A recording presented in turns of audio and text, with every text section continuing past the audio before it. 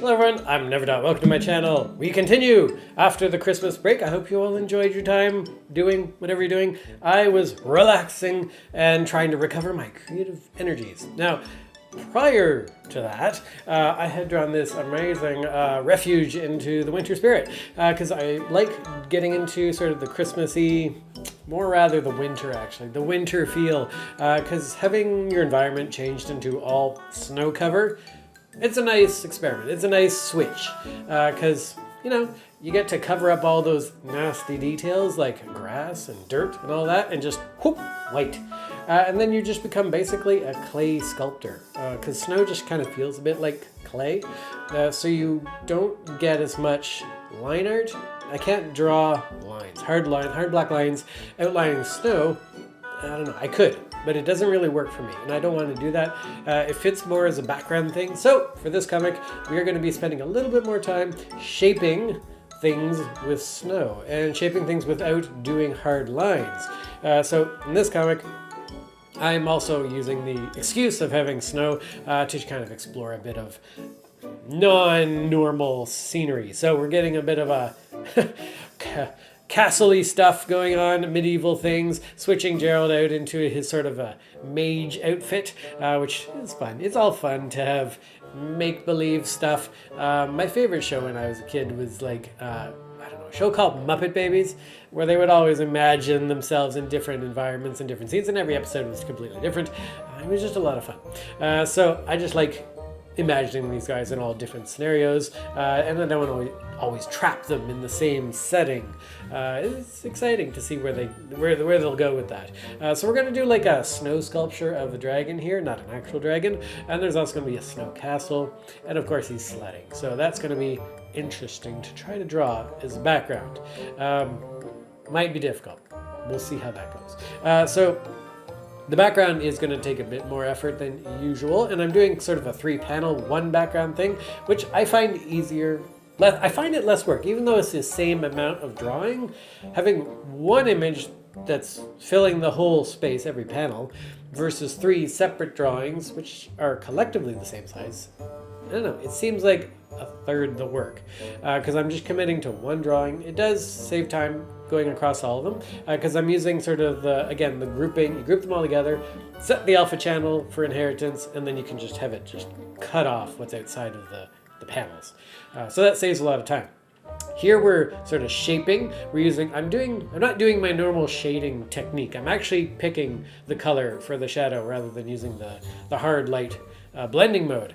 I like doing that for background art because I can sort of vary a bit the color of the shadows, which I don't get if I do the hard shading that I would usually do. And I will do that for the characters, but for the backgrounds, I prefer having that variety. Now, I could do that, but it's a little bit less predictable in what color I'm going to get, because I am using sort of a light interference, whatever interaction behavior with that, with the layer blending. So with the snow, we're going to see how that goes. And we got our Logan, who's in full, I don't know, what is he, a Spartacus gear.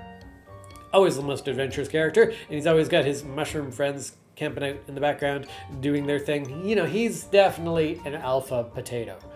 He's always the guy on the playground telling you, you do that, you do this. Everybody else is very happy that there's somebody doing that role because they're like, I want to be a guard. I'm just going to stand around, be a guard.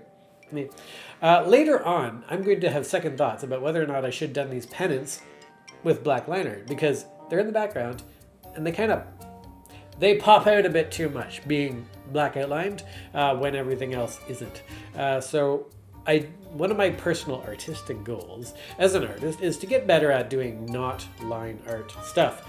Some people do amazing art. The best artists, I find, are the ones that don't rely on line art to get their imagery across. And I don't know how they do it.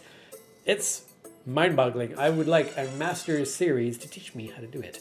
Because I'm not a professionally trained artist, so I haven't had all the courses that some of the other people have had. So I really want to master a bit more drawing without that safety barrier of the black line.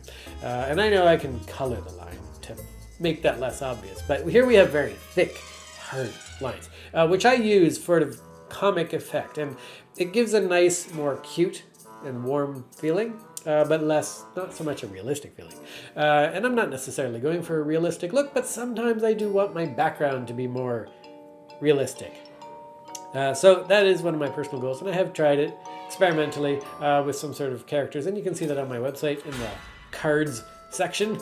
You have to actually go hunting a little bit because I didn't do it very often, but it's a nice experiment, and it did produce interesting results. I think I liked it, but I also still don't feel confident.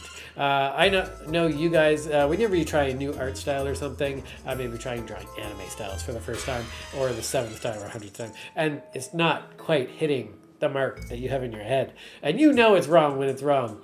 A lot of things like drawing humans, drawing hands, if you get that wrong, very obvious. Anything that you're really familiar with, if it's a little bit off, you know it right away. Whereas if you're drawing stuff that you're not very familiar with, kind of can look good, a lot easier, more easily than that. So here we got the snow dragon, and here we are doing sculpting. So we just sort of silhouetted the shape, and then we're just putting in the darks and the sort of shading out the highlights, I guess, and we're just sort of getting shapes without having them sort of line arted in.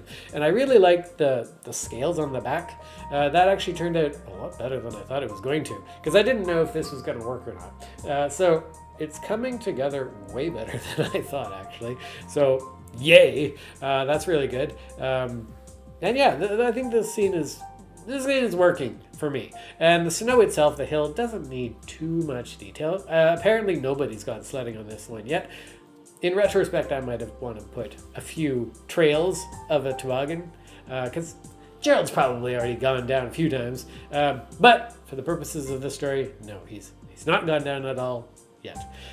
So I like this one. This is a snow scene, and I think you guys should try out drawing with not line art for your backgrounds. And snow is a nice one to play around with because you can just play with silhouettes, and then you can start shaping in the background. So thank you guys for watching this week.